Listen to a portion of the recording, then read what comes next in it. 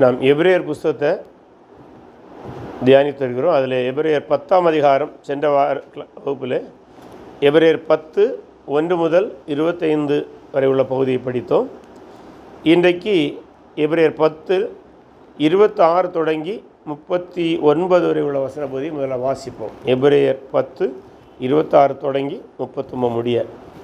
சத்தியத்தை அறியும் அறிவை அடைந்த பின்பு நாம் மனப்பூர்வமாய் பாவம் செய்கிறவர்களாக இருந்தால் பாவங்களின் நிமித்தம் செலுத்தத்தக்க வேறொரு பலி இனி இராமல் நியாய தீர்ப்பு வருமென்று பயத்தோடே எதிர்பார்க்குதலும் விரோதிகளை பட்சிக்கும் கோபாக்கினியுமே இருக்கும். மோசேயுடைய நியாயப்பிரமாணத்தை தள்ளுகிறவன் இரக்கம் பெறாமல் 2-3 சாட்சிகளின் வாக்கினாலே சாகிறானே. தேவனுடைய குமாரனை காலின் கீழ் மிதித்து தன்னை பரிசுத்தம் செய்த உடன்படிக்கையின் இரத்தத்தை அசுத்தமென்று எண்ணி கிருபையின் ஆவியை நிந்திக்கிறவன் எவ்வளவு கொடிதான ஆக்கினைக்கு பரிசுத்தவானாக இருப்பான் என்பதை யோசித்து பாருங்கள். பழிவாங்குதல் எனக்குரியது, நானே பதில் செய்வேன் என்று கர்த்தர் சொல்லுகிறார் என்றும் கர்த்தர் தம்முடைய ஜனங்களை நியாயம் தீர்ப்பார் என்று சொன்னவர் இன்னார் என்று அறிவோம். ஜீவனுள்ள தேவனுடைய கைகளில் விழுகிறது பயங்கரமாக இருக்குமே. முந்தின நாட்களை நினைத்து கொள்ளுங்கள். நீங்கள் பிரகாசமாக்கப்பட்டிருந்த அந்த நாட்களில் உபத்திரவங்களாகிய மிகுந்த போராட்டத்தை சகித்தீர்களே. நிந்தைகளாலும் உபத்திரவங்களாலும் நீங்கள் வேடிக்கை ஆக்கப்பட்டதுமல்லாமல் அப்படி நடத்தப்பட்டவர்களுக்கு பங்காளிகளுமானீர்கள். நான் கட்டப்பட்டிருக்கையில் நீங்கள் என்னை குறித்து பரிதித்ததுமின்றி பரலோகத்தில் அதிக மேன்மையும் நிலையுள்ளதுமான சுதந்திரம் உங்களுக்கு உண்டென்று அறிந்து உங்கள் ஆஸ்திகளையும் சந்தோஷமாய் கொள்ளையிட கொடுத்தீர்கள். ஆகையால் மிகுந்த பலனுக்கு ஏதுவான உங்கள் தைரியத்தை விட்டுவிடாதிருங்கள். நீங்கள் தேவனுடைய சித்தத்தின்படி செய்து வாக்குத்தத்தம் பண்ணப்பட்டதை பெறும்படிக்கு பொறுமை உங்களுக்கு வேண்டியதாக இருக்கிறது. வருகிறவர் இன்னும் கொஞ்ச காலத்தில் வருவார், தாமதம் பண்ணார். விசுவாசத்தினாலே நீதிமான் பிழைப்பான். பின்வாங்கி போனால் அவன் மேல் என் ஆத்துமா பிரியமாயிராது என்கிறார். நாமோ கெட்டுப்போக பின்வாங்குகிறவர்களாயிராமல் ஆத்துமா ஈடேற விசுவாசிகளாக இருக்கிறோம். இந்த நாம் படித்த இந்த வசன பகுதி எபிரேயர் 10 26 முதல் 39 எபிரேயர் புஸ்தகத்தில் கொடுத்த 4 எச்சரிப்பு பகுதிகளில் ஒன்று. இதற்கு முன்பு நாம் 3 எச்சரிக்கை பகுதியை பார்த்திருக்கிறோம். மொத்தம் 5 எச்சரிக்கை பகுதி உண்டு என்று சொல்கிறார்கள். அதில் இது 4ஆவதாக வருகிறது. இந்த 4ஆவது எச்சரிக்கை பகுதியுடைய மிக உச்ச நிலை அல்லது உச்சகட்ட எச்சரிப்பை இதிலே நாம் பார்க்கிறோம். இந்த எச்சரிப்பு பகுதி அணுகும்போது முதலாவது நாம் கவனித்து கொள்ள வேண்டிய ஒரு காரியம், இந்த வசன பகுதி குறித்து 3 முக்கியமான கருத்துக்கள் இருக்கிறது. பல கருத்துக்களை பலர் வைக்கிறாங்க. அவைகள் முக்கியமான 3 கருத்துகள் மட்டும் நம்ம பார்ப்போம். முதலாவது கருத்து, கிறிஸ்தவன் விசுவாசத்தை மறுதலித்தால் ரட்சிப்பை இழப்பான் என்று சொல்கிற ஒரு கருத்து. அதை ரட்சிப்பு இழந்து போகும் என்கிற கருத்தை சொல்கிறவங்களும் இந்த வசன பகுதியை எடுத்து, இந்த வசனத்தில் உள்ள சில பகுதிகளை எடுத்து ரட்சிப்பு இழந்து போகும், அதாவது ஒரு முறை நாம் பெற்ற ரட்சிப்பு இந்த வசன பகுதியில் உள்ள வசனங்களின் அடிப்படையில் இழந்து போக வாய்ப்பு இருக்கிறங்கிற ஒரு கருத்து இருக்குது. 2வது கருத்து என்னவென்றால், கிறிஸ்தவன் விசுவாசத்தை மறுதலித்தால் சிட்சையை சந்திப்பான், ரட்சிப்பு இழக்க மாட்டான் என்கிற கருத்து இருக்கிறது. சரியா? 3வது, போலி கிறிஸ்தவன் சபைக்குள் விசுவாச வேடமிடுகிறான். இப்படி மாய்மாலம் செய்வது ரட்சிக்கப்படவில்லை என காட்டுகிறது. இந்த நிலை தொடர்ந்தால் ரட்சிக்கப்பட வாய்ப்பில்லை என்கிறதான எச்சரிப்பை கொடுக்கிறது. ரட்சிக்கப்படாமலேயே சபைக்குள் இருந்து கொண்டு ரட்சிக்கப்பட்டதாக சொல்லுகிறவங்க, கருதுகிறவங்க, இந்த நிலையிலே அவர்கள் தொடர்ந்து இருப்பார்களானால், அதாவது இயேசு கிறிஸ்துவை ஏற்றுக்கொள்ளாமல் இருப்பார்களானால் அவர்கள் இந்த நிலையே தொடர்ந்து போய் ரட்சிப்பை அடையாமலே போவதற்கான வாய்ப்பு இருக்கிறது என்கிற கருத்தை தான் சொல்லுகிறது. இந்த 3 கோணத்திலும் அணுகிறார்கள். நம்ம இன்றைக்கு அணுக போகிறது இந்த 3வது கருத்தின் அடிப்படையில் தான் இதை அணுக போகிறோம். அதாவது ரட்சிக்கப்படாதவர்களைத்தான் இந்த வசன பகுதி குறிப்பதற்கு அதிக சாத்தியம் இருக்கிறது என்கிற கோணத்திலிருந்து நான் இதை பார்க்க இருக்கின்றோம். அடுத்ததாக இந்த வசன பகுதியை நாம் அணுகும்போது 10ஆம் அதிகாரம் 25வது வசனத்தில் சொல்லப்பட்ட அடிப்படையிலே தொடர வேண்டும். 10ஆம் அதிகாரம் 25ஆம் வசனம், சபை கூடி வருதலை சிலர் விட்டு விடுகிறது போல நாமும் விட்டு விடாமல் ஒருவருக்கொருவர் புத்தி சொல்ல கடவோம். நாளானது சமீபத்து வருகிறதை எவ்வளவு பார்க்கிறீர்களோ அவ்வளவாய் புத்தி சொல்ல வேண்டும். அப்போது ஏன்னா நம்ம ஏற்கனவே பார்த்துக்கிறோம், இந்த வசன பகுதியை படிக்கும்போது யூதர்களாகவே நம்மை மனதில் பாவிக்க வேண்டும். அதில் முதல் நூற்றாண்டில் வாழ்ந்த யூதர்களாக பாவித்தால் தான் இதை சரியாக புரிய முடியும். சிலர் இயேசுடைய வருகை தாமதித்தபடினாலே, ராஜ்யம் அமைக்கப்படுவது தாமதிக்கப்பட்டதினாலே, மேலும் இந்த இடைப்பட்ட காலத்திலே தங்கள் மீது சொல்லொன்னா துயரம் உண்டாகும் அப்படினால் மீண்டும் எருசலேம் ஆலயத்திற்கு சென்று விடலாம், அங்கே செலுத்தி பலியை செலுத்தி தொடர்ந்து யூத மதத்திலே தொடரலாம் என்கிற எண்ணம் வருகிறது. அந்த எண்ணம் உடையவர்களுக்கு நீங்கள் புத்தி சொல்லணும். என்ன புத்தி சொல்லணும்? நான் ஏற்கனவே உங்களுக்கு பல ஆலோசனை கொடுத்துருக்கிறேன். முக்கியமான ஆலோசனை, கிறிஸ்துவுடைய பலிதான் இறுதியானது, இதற்கு மிஞ்சின இன்னொரு பலி கிடையாது. இந்த பலியை நீங்கள் புறக்கணித்து சென்றால் அங்கு நீங்கள் செலுத்துகிற பலிக்கு எந்த மதிப்பும் இல்லை, அது ஏற்றுக்கொள்ளவும் படாது. மேலும் அந்த பலி செலுத்தும் காலம் முடிந்து போனது, அந்த ஆசாரியத்துவம் முடிந்து போனது. இப்படி பல்வேறு ஆலோசனையை நான் உங்களுக்கு சொல்கிறேன். இந்த புத்தியை நீங்கள் பிறருக்கு சொல்லணும். யாருக்கு? இந்த 2 மனப்பான்மையில் இருக்கிறாங்கல்ல, கிறிஸ்தவத்தில் தொடர்வதா, கிறிஸ்தவத்திலே விட்டு யூத மதத்துக்கு செல்வதா. நீங்கள் இந்த ஆலோசனை புரிந்து இதை நீங்கள் தொடர்ந்து சொல்லிக்கொண்டே இருக்கணும். அந்த புத்தி சொல்லும்போது தான் கடைசியாக ஒரு ஸ்டேம் வார்னிங்கை கொடுக்குறார். அந்த வார்னிங்கை கூட 2ஆக பிரிக்கலாம். 26 முதல் 31 வரை மிக கடினமான ஒரு வார்னிங்கும், 32லேருந்து 39 வரை அந்த வார்னிங்கை கொஞ்சம் சாஃப்ட் பண்ணுவார். அது காரணம் என்னவென்றால், 26 முதல் 31 நிச்சயமாகவே இயேசு ஏற்றுக்கொள்ளாத ஒரு மனிதனுக்கு நிலையை சொல்கிறார். 32லேருந்து 39 வரை ஏற்றுக்கொண்டானா ஏற்றுக்கொள்ளையா என்று அவருக்கே தீர்மானிக்க முடியவில்லை. ஏன்னா 2 மனநிலையில் அவனும் இருக்கிறான். ஆகவே அப்படிப்பட்டவங்களை சாஃப்டாக ஹேண்டில் பண்ணுறாரு. ஆனால் வார்னிங் வந்து தான் என்னவென்றால், இனி 26ஆம் வசனத்தை படிப்போம். சத்தியத்தை அறியும் அறிவை அடைந்த பின்பு நாம் மனப்பூர்வமாய் பாவம் செய்யலாயிருந்தால் பாவங்களின் நிமித்தம் செலுத்தத்தக்க வேறொரு பலி இராமல்.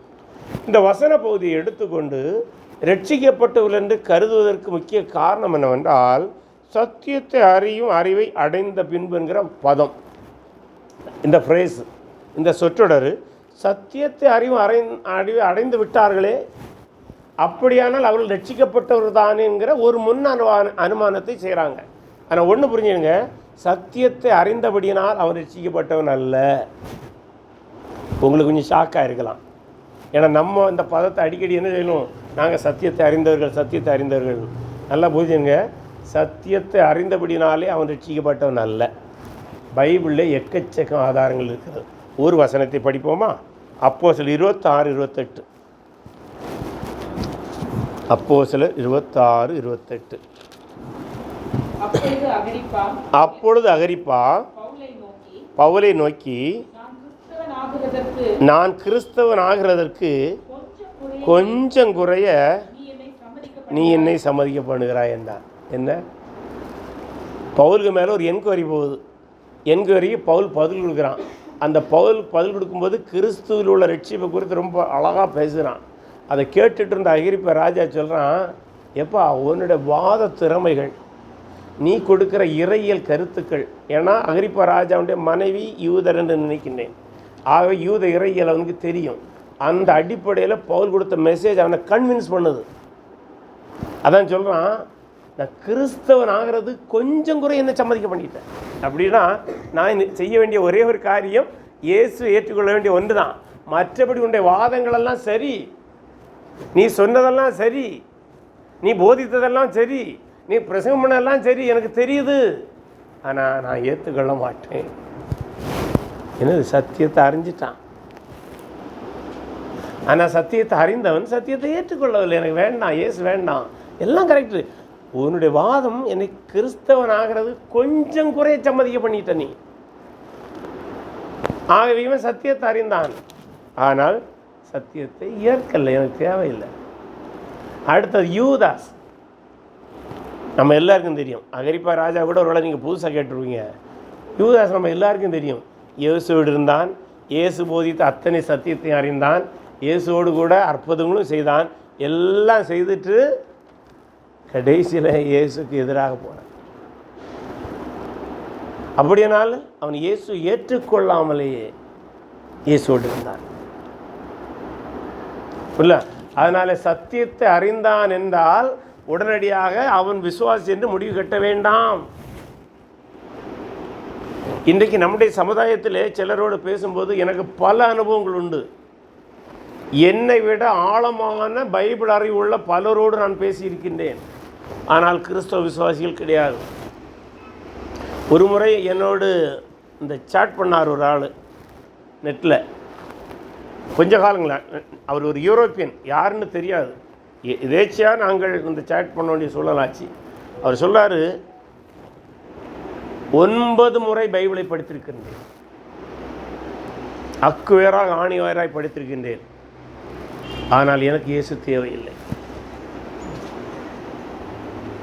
அப்போது சத்தியத்தை அறிகிற அறிவை அடைந்தாயிற்று, ஆனால் அந்த சத்தியம் காட்டும் இயேசு எனக்கு தேவையில்லை, அவர் செலுத்தின பலி எனக்கு தேவையில்லை. அதான் அவர் சொல்றார் 26ஆம் வசனத்தில்,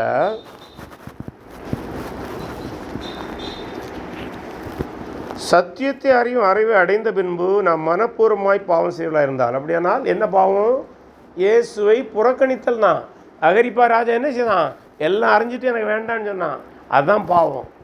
ஆகவே பாவம் இந்த இடத்துல இயேசு ஏற்றுக்கொள்ளாத ஒன்று தான் பாவம். நம்ம கண்டமேனிக்கு எல்லா பாவத்தையும் இங்கே நுழைக்கக்கூடாது. இயேசு அறியக்கூடிய செய்தியெல்லாம் கேட்டும் அவர் ஏற்றுக்கொள்ளாத அந்த பாவம் செய்தால் பாவங்களின் நிமித்தம் செலுத்தத்தக்க வேறொரு பலி இனி கிடையாது. இன்னொரு பலி கிடையாது. ஏன்னா அதுக்கு தான் மீண்டும் முதல் நூற்றாண்டு யூதர்களாக புரியணும். என்ன செய்தாங்க? இயேசு சிலுவையில் அடிக்கப்பட்டாச்சு, உயிர்த்தெழுந்தாச்சு, இந்த செய்தி எருசலேமிலும் யூதேயாவிலும் பிரசங்கப்பட்டாயிற்று. இதையெல்லாம் கேட்டும் இந்த பலி எங்களுக்கு தேவையில்லை என்று ஒரு யூதன் புறக்கணித்தால் அவனுக்கு இனி ஒரு பலி இல்லை. எந்த பலி இல்லை?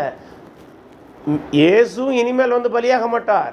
எருசலேமில் அவன் செலுத்துகிற எந்த பலியும் கேட்கப்பட போவதில்லை. அது ஏற்கனவே நம்ம பார்த்துட்டோம். ஆகவே இனி ஒரு பலி அவனுக்கு பயன்படாது. அவன் எருசலேம் ஆலயத்தில் மீண்டும் போய் பலி செலுத்தினாலும் அந்த பலியினால் எந்த பயனும் கிடையாது. ஆகவே சத்தியத்தை அறிந்தவன் என்று சொல்லிவிட்டு அவனை ரட்சிக்கப்பட்டவனாக கருத வேண்டாம். சத்தியத்தை அறிந்து ரட்சிக்கப்படாமலே அவன் தொடர்கின்றான். கிறிஸ்துவை அவன் ஏற்க வேண்டிய விதமாக ஏற்கவில்லை. அதனால்தான் அப்போஸ்தலர் 4:12 படித்தீங்கன்னா படிங்க. அப்போஸ்தலர் 4:12,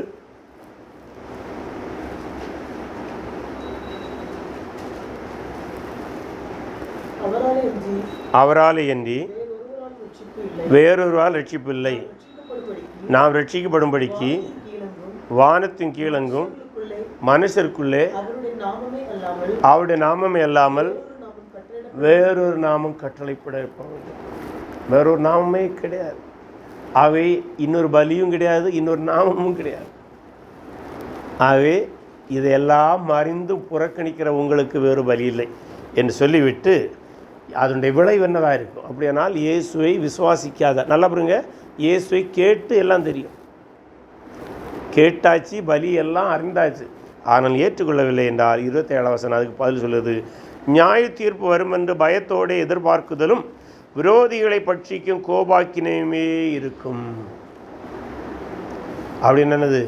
இயேசுவை ஏற்றுக்கொண்டவனுக்கு மன்னிக்கும், இயேசுவை ஏற்றுக்கொள்ளாதவனுக்கு இனிமேல் இருக்கிற ஒரே ஒன்று நியாயத்தீர்ப்பு, வேறு ஒன்றுமே கிடையாது. இனி ஒரு மீட்புக்கான வாய்ப்பு இல்லை கிறிஸ்துவை தவிர, முடிஞ்ச கிறிஸ்துவை தவிர. அடுத்து பழைய ஏற்பாடுலேருந்து ஒரு எக்ஸாம்பிளை சொல்கிறார். என்னென்னா, மோசையுடைய நியாயப்பிரமாணத்தை தள்ளுகிறவன் இரக்கம் பெறாமல் 2-3 சாட்சிகள் வாக்கினாலே சாகிறானே. பழைய ஏற்பாடை கவனமாக படித்தா மோசையுடைய நியாயப்பிரமாணத்தின் அடிப்படையிலே சில குற்றங்களை செய்தால் அதை விசாரித்து 2 அல்லது 3 சாட்சிகள் வந்து அந்த குற்றத்தை உறுதிப்படுத்தினால், அந்த குற்றத்துக்கு மரண தண்டனை என்று நியமிக்கப்பட்டிருந்தால் அந்த மரண தண்டனை கொடுப்பாங்க, தப்பவே முடியாது. அடுத்து சொல்லிட்டு அது என்ன சொல்லணும்னா ஆங்கிலத்தில் from lesser to the higher போகிறார். இது ஒரு சின்ன வாதம். அதாவது மோசேயுடைய நியாயப்பிரமாணத்தை மீறினால் தண்டனை சொல்லிட்டு, அப்படியானால் தேவனுடைய நியமத்தை மீறினால், அதை அடுத்த வசனம் சொன்னார்.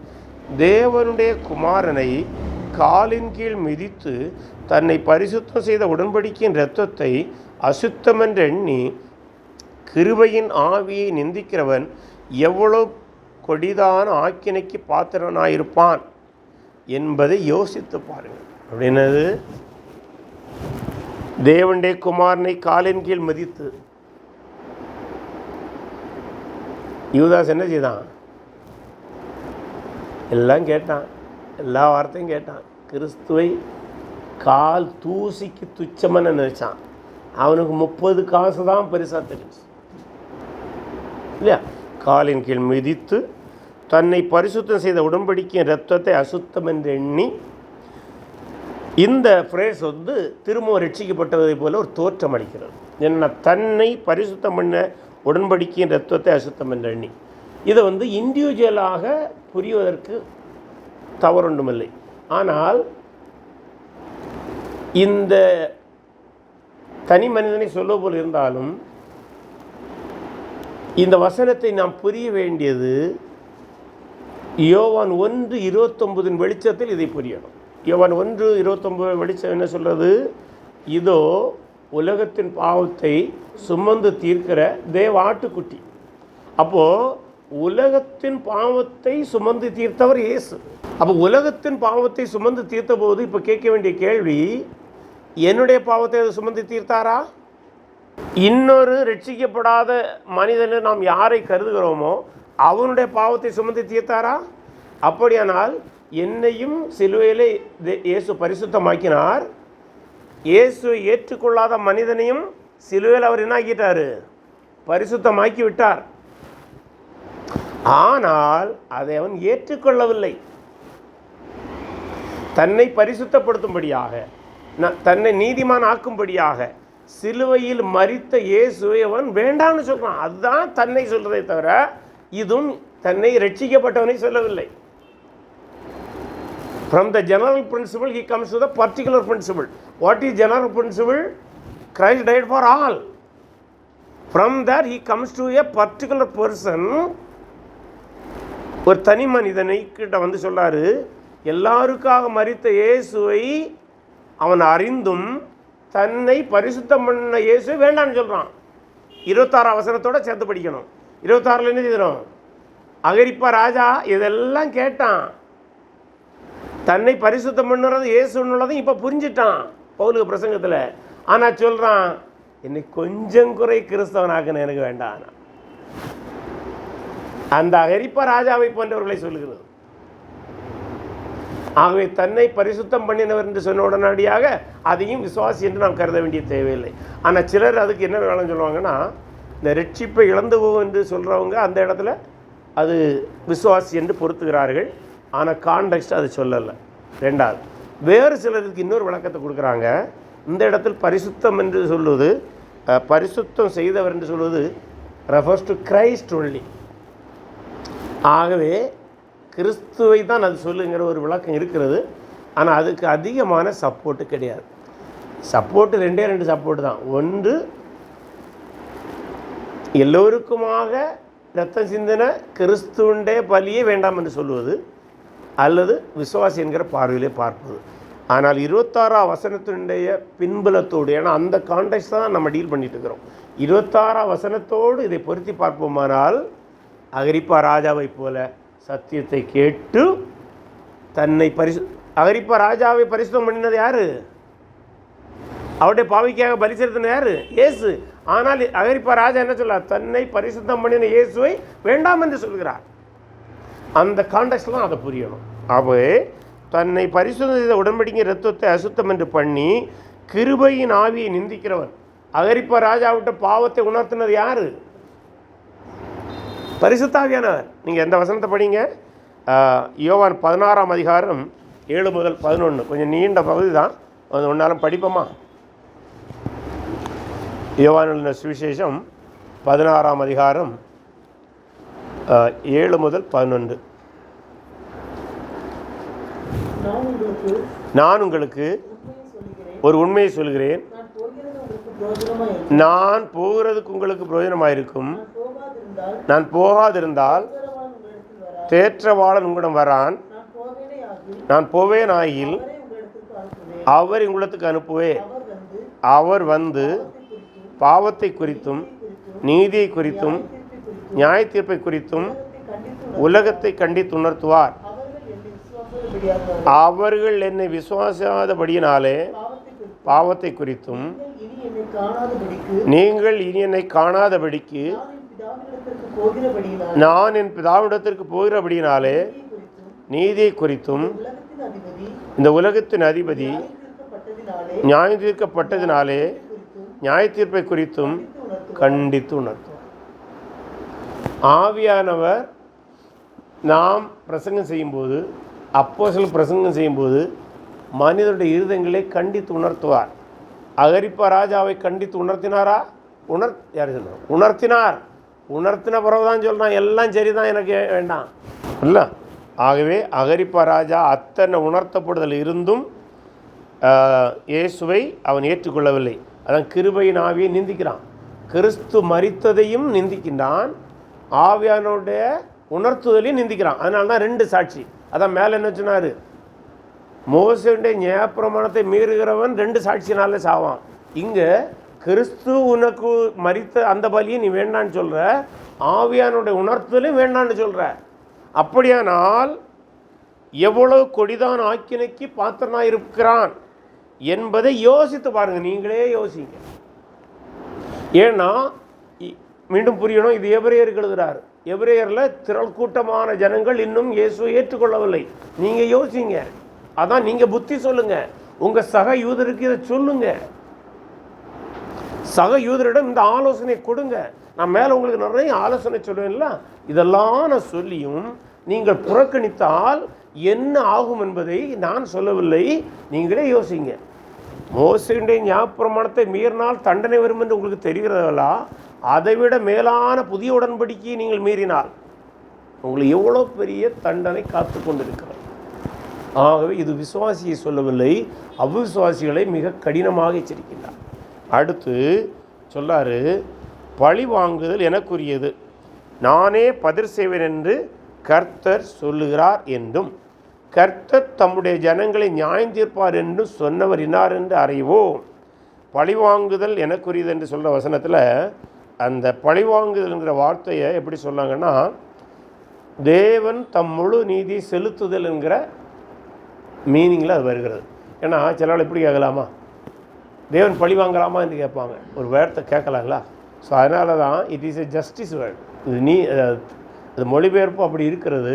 பட் அது சொல்ல வருகிற உட்பொருள் என்னவென்றால், தேவன் தன் முழு நீதியை செலுத்துதல். அப்போ பழிவாங்குதல் என்றால் தேவன் தன் முழு நீதியை செலுத்துகிற நாள் தான். தேவன் தன் முழு நீதியை செலுத்துவது அவருக்குரியது, அவருடைய உரிமை. நானே பதில் செய்வேன் என்று கர்த்தர் சொல்கிறார். என்ன பதில் செய்வார்? விசுவாசியாளர்களுக்கு என்ன பதில் செலுத்தப்படுமோ, என்ன நீதி செலுத்த வேண்டுமோ அதை நான் செய்வேன் சொல்லிவிட்டு சொல்லார், கர்த்தர் தம்முடைய ஜனங்களை நியாயம் தீர்ப்பார் என்று சொன்னவர் இன்னார் என்று அறிவோம். இப்போ கர்த்தர் தம்முடைய ஜனங்களையே நியாயம் தீர்ப்பார் அல்லவா? அப்படின்னா இயேசு ஏற்றுக்கொண்டவர்களுக்கு ஒரு நியாய தீர்ப்பு உண்டு. அது என்ன நியாய தீர்ப்பு என்றால், அவன் செய்த கிரியைகளுக்கு ஏற்ப பலனை அவர் தருவார் இல்லையா? நம்ம அதனால்தான் 30 வசனத்தில் இன்னொரு அதுக்கு துணையாக ஒரு வசனத்தை படிக்கும்போது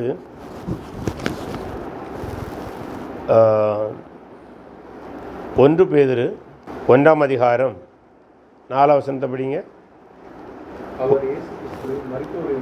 அவர் இயேசு கிறிஸ்து மரித்தெழுந்து உயிர்த்தெழுந்து அழியாததும் மாசற்றதுமான வாடாதுமாகிய சுதந்திரத்துக்கு ஏதுவாக ஜீவனுள்ள நம்பிக்கை உண்டாகும்படி தமது மிகுந்த இறுக்கத்தின்படியே நம்முடைய மறுபடியும் ஜெர்மித்தார் இல்லை? அந்த வாடாத கிரீடம் என்று சொல்கிறார்ல, அது யார்? விசுவாசிகளுக்கு அது உண்டு. அப்போ விசுவாசிகளுக்கே நியாயம் தீர்த்து இப்படிப்பட்ட அதற்குரிய பலனை தருகிறவர் விசுவாசியாதவர்களை நியாய தீர்ப்பு செய்யாமல் விட்டு விடுவாரோ? அதான் அந்த அந்த அந்த வசனத்துடைய லாஜிக்கு.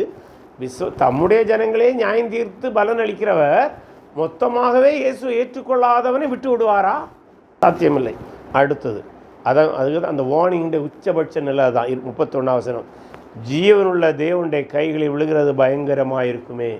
அப்படியானால் அதுக்கு அர்த்தம் என்ன தெரியுமா? If you jump from Christ you will fall on the judgement. நீங்கள் இயேசுவை விட்டு தெரித்து விடலாம் என்று நினைத்தால் நீங்கள் அடுத்து விழப்போவது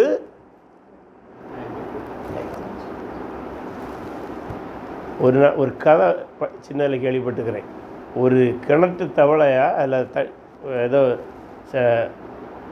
வச்சுருந்தாங்களாம். அதுக்கு பக்கத்தில் எண்ணெயை காய்ச்சிருக்கும்போது அந்த வடை மனம் அடிச்சது.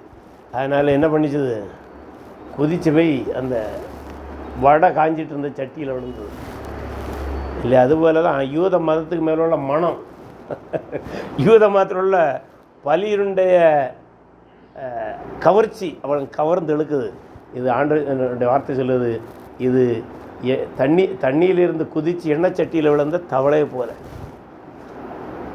யூத மதம் கவர்ந்து இழக்கிறது. ஆனால் நீங்கள் புரிந்திட வேண்டியது, ஜீவனுள்ள தேவனுடைய கைகளில் விழுகிறது பயங்கரமாக இருக்குமே. இது அன்பிலீவர்ஸுக்கு இவ்வளோ ஸ்டேனான வார்னிங்கை கொடுத்துட்டு இப்போ இரண்டங்கட்டாம் மனநிலையில் இருக்கிறவங்கிட்ட வரான். ஏன்னா இரண்டங்கட்டாம் மனநிலையில் இருக்கிறன்னா இதுவரை இயேசு ஏற்றுக்கொள்ளாமல் புறக்கணிக்கிற யூதர்களுக்கு எச்சரிப்பு. இப்போது இயேசு ஏற்றுக்கொண்டோம் என்று சபையில் இருந்து கொண்டு மீண்டும் யூத மதத்துக்கு போகலாமா என்று இரண்டு மனையில் இருக்கிறவங்கள ஃபோன் பண்ணுறாரு. அதில் வந்து சாஃப்டாக அதை ஹேண்டில் பண்ணுறாரு. ஏன்னா அவர் ஒரேடியாக நீங்கள் ரட்சிக்கப்படையிலன்னு சொல்லலை, ஆனால் ரட்சிக்கப்படலைன்னா நீங்களே தீர்மானிங்க என்கிற ஒரு மைல்டு வார்னிங்கோடு முடிக்கிறார். என்னவென்றால், முந்தின நாட்களை நினைத்து கொள்ளுங்கள், நீங்கள் பிரகாசமாக்கப்பட்டிருந்த அந்த நாட்கள் உபத்திரங்களாகிய மிகுந்த போராட்டத்தை சகித்தீர்களே. அதனால் சில அறிஞர்கள் சொல்லுது, இந்த இடத்துல அந்த பிலீவர்ஸ் என்று கருதப்படுகிறவர்கள்ட்ட வாரார். ஆனால் வேறு சில அறிஞர்கள் இந்த வசனத்தையும் என்ன சொல்லாங்க, இந்த இடத்துலையும் அவர் நேரடியாக பிலீவர்ஸை சொல்லலை, இந்த முந்தின நாட்கள் என்பது கிறிஸ்தவ விசுவாசிகளை சொல்லவில்லை. பழைய ஏற்பாட்டின் காலத்திலே தேவன் மீது வைத்த மக்கள் துன்பத்தை சகித்தார்கள் அல்லவா, அந்த முன்னுதாரணத்தை சொல்கிறார். இப்போ ஒருவேளை நமக்கு ஒரு கேள்வி எழலாம், அதை எப்படி நம்ம இங்கே சொல்கிறது? அதை 11ஆம் அதிகாரத்துக்கு அச்சாரத்தை இங்கே போடுறார். 11ஆம் அதிகாரத்தில் நம்ம என்ன படிப்போம்? எல்லாம் பழைய ஏற்பாட்டில் உள்ள விசுவாச வீரர்களில் படிக்கிறோம். ஆகவே இந்த 11ஆம் அதிகாரத்தில் வரப்போகிற செய்திக்கான ஒரு ப்ரீ இன்ஃபர்மேஷனை கொடுக்குறார். அது என்ன? முந்தின நாட்களை நினைத்துக் கொள்ளுங்கள், நம்முடைய முற்பதாக்களை நினைத்துக் கொள்ளுங்கள். அவங்க எல்லாம் விசுவாசத்துக்காக எவ்வளோ போராடினாங்க, எவ்வளோ துன்பத்தை சகிச்சாங்க, நீங்களும் பாடணும் வச்சுங்க, அதை அப்படி நினச்சிக்கிடுங்க. ஆகவே இப்போ வருகிற பாடுக்காக நீங்கள் போக வேண்டாம்.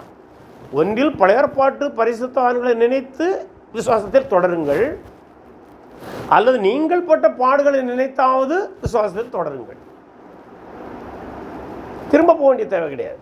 அதான் முந்தின நாட்களை நினைத்து கொள்ளுங்கள், நீங்கள் பிரகாசமாக்கப்பட்டிருந்த அந்த நாட்களில் ஓத்திரங்களாகிய மிகுந்த போராட்டத்தை சகித்தீர்களே. அவ என்னது? நீங்களும் சகித்தீர்களே இல்லையா? சபையின் மீது, யூத சபையின் மீது துன்பம் உண்டானது, அதை தான் நீங்களும் சகித்தீங்க இல்லை? பாருங்கள், நிந்தைகளாலும் உபத்திரங்களாலும் நீங்கள் வேடிக்கையாக்கப்பட்டதும் இல்லாமல் அப்படி நடத்தப்பட்டவர்களுக்கு பங்காளிகளும் ஆனீர்கள். அதான் அப்படி நடத்தப்பட்டதுன்னு சொல்லும்போது தான் மீண்டும் அது பழைய ஏற்பாடு ஐடியாவோட போகுது. பழைய ஏற்பாடில் தீர்க்கதரிசிகளையும் விசுவாசிகளையும் பல முறை கொடுமைப்படுத்தினார்கள். அவர்களெல்லாம் அதில் பங்கு பெற்றாங்க, அவர்களோடு நீங்களும் பங்கு பெற்றீங்க, உங்களுக்கும் அதில் பங்கு உண்டு. ஏன்னா மீண்டும் புரியணும், இது ஜூவிஷ் கான்டெக்ஸ்டே பேசிட்டு இருக்கிறார். புறஜாதின்னு வந்துட்டீங்கன்னா கன்ஃபியூஷன் ஆயிரும். அவங்கள்ட்ட நம்மளோட முற்பாதாக்கள் பங்காளியானா இல்லை துன்பத்தில் பங்கானாங்கல்ல, அதுபோல் நீங்களும் துன்பத்தில் கிறிஸ்துக்காக துன்பம் அனுபவிக்கிறீங்க. இதை சந்தோஷமாக கருதுங்க, பின்னிட்டு போக வேண்டாம். தொடர்ந்து படிக்கும்போது, நான் கட்டப்பட்டிருக்கையில் நீங்கள் என்னை குறித்து பரிதித்ததுமின்றி பரலோகத்தில் அதிக மேன்மையும் நிலையுள்ளதுமான சுதந்திரம் உங்களுக்கு உண்டென்று அறிந்து உங்கள் ஆஸ்திகளையும் சந்தோஷமாய் கொள்ளையிட கொடுத்தீர்கள். இவங்களுக்கும் என்ன எதிர்க்கிறாங்க? இவங்களும் கிறிஸ்து நிமித்தம் ஆஸ்தியை கொள்ளையிட கொடுத்துருக்கிறாங்க. அது மட்டுமல்ல, நான் கட்டப்பட்டிருக்கையில் என்று சொல்லும்போது இந்த எழுத்தாளர் கட்டப்பட்டிருக்கிறார். சிலர் இந்த ஃப்ரேஸ் பவுல் அதிகமாக பயன்படுத்தப்படுகினாலே பவுல் எழுதியிருக்காங்கிற ஒரு கருத்துக்கு இதை வலுவாக எடுப்பார்கள். ஆனால் பவுல் மட்டும்தானே கட்டப்பட்டிருந்தான்? பல பரிசுத்தவான்கள் ஜெயிலில் இருந்தாங்க. ஆகவே பவுல் என்று எடுத்தாலும் தவறல்ல, வேறு யாருந்து எடுத்தாலும் பிரச்சனை இல்லை. ஆனால் இதை எழுதினவர் கட்டப்பட்டிருந்த காலத்திலே அதற்காக இந்த யூத கிறிஸ்தவர்கள் பரிதவித்திருக்கிறாங்க. அவரை சொல்கிறாரு, அவ்வளவு நல்ல எண்ணங்களாக இருந்தீங்கல்ல, எனக்காக பரிதவித்த நீங்கள் இப்போது ஏன் மீண்டும் யூத மதத்துக்கு திரும்பி செல்ல விரும்புகிறீர்கள்? ஆகையால் மிகுந்த பலனுக்கு ஏதுவான உங்கள் தைரியத்தை விட்டுவிடாதிருங்கள். கிறிஸ்துவை விட்டுவிடாதிருங்கள். அதாவது கிறிஸ்துவை விட்டுவிடுதல் என்பது தைரியத்தை இழப்பதற்கு சமம். ஆகவே மிகுந்த பலனுக்கு ஏதுவான உங்கள் தைரியத்தை விட்டுவிடாதிருங்கள். ஆகவே ஒரு இயேசுவை ஏற்றுக்கொண்ட விசுவாசி துன்பங்களை மகிழ்ச்சியோடு சந்தித்ததை பார்க்கிறோம். இல்லை, சந்தோஷமாக எதிர்கொண்டார்கள். அந்த சந்தோஷத்தை கொண்டிருந்த நீங்கள் இப்போது தைரியமாகவும் இருங்க. நல்ல புரிஞ்சுங்க. நெருக்கடியில் சபை போய்கொண்டிருக்கிறது. எந்த சபை? எபிரேய சபை நெருக்கடியில் போகுது. நீங்கள் தைரியமாக இருங்கள். அடுத்த 36 வசனத்தில் நீங்கள் தேவனுடைய சித்தத்தின்படி செய்து, நெருக்கடி வரும்போதும் நீங்கள் தேவனுடைய சித்தத்தை செய்யணும். இந்த இடத்துல தேவனுடைய சித்தம் என்பது இயேசுவை ஏற்றுக்கொண்டு அதற்கேற்றபடி வாழுதல் தான். செய்து வாக்குத்தத்தம் பண்ணப்பட்டதை பெறும்படிக்கு பொறுமையும் உங்களுக்கு தேவை. அப்போ 4 குணாதிசயங்களை நீங்கள் தொடர்ந்து கடைபிடிங்க. ஒன்று, சந்தோஷமாக இருந்தீங்க, அதே சந்தோஷத்தை நீங்கள் தொடர வேண்டும். நீங்கள் தைரியமாக இருந்தீங்க, அதே தைரியத்தை விட்டுவிட வேண்டாம்.